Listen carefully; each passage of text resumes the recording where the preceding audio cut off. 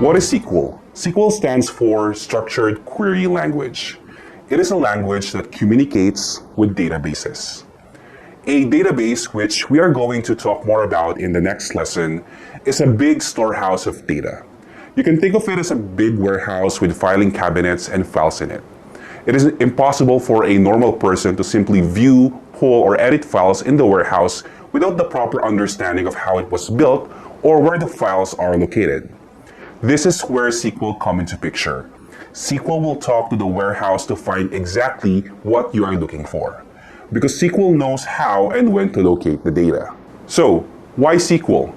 SQL is used by almost all major businesses and organizations. When we talk about data, databases, and data analytics, SQL will always come into picture.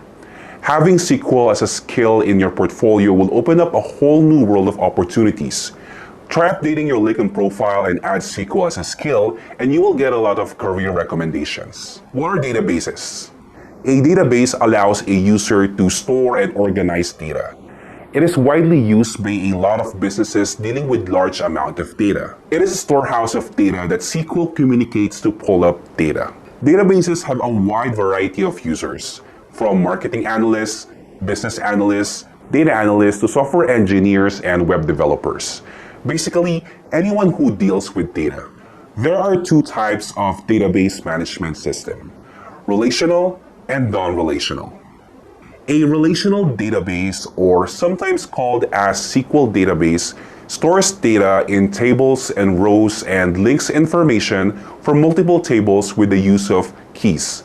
As you can see in the example, the student ID value links the first tab to the second one, and the subject value links the second table to the third one.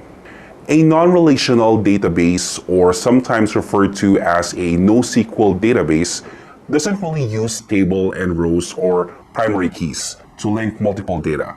Instead, the non-relational database uses a storage model optimized for specific requirements of the type of data being stored. Since most users are familiar with spreadsheets like Microsoft Excel or Google Sheets, which are also used to store and organize data, let's have a quick comparison between spreadsheets and databases. Spreadsheets can be used for one-time analysis. It can also be used to quickly chart something out and has a reasonable dataset size. It can also be used by almost anyone to work with data without the need for extensive training.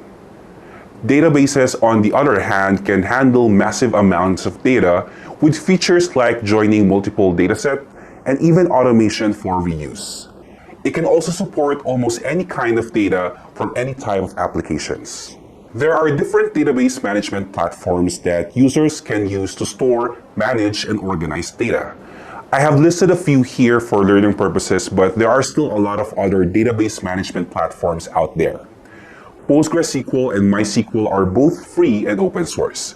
They are widely used in the internet and are multi-platform.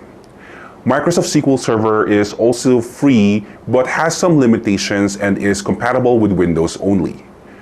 Microsoft Access is a paid service but is quite complex and not easy to use. For this learning module, we are going to use PostgreSQL as our database management platform. Why PostgreSQL? PostgreSQL offers a wide variety of data types compared to other database management platforms.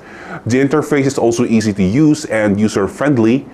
It's also compatible to almost any other data applications. It is also widely used by major companies, and some prefer to hire data analysts who is familiar with the PostgreSQL platform.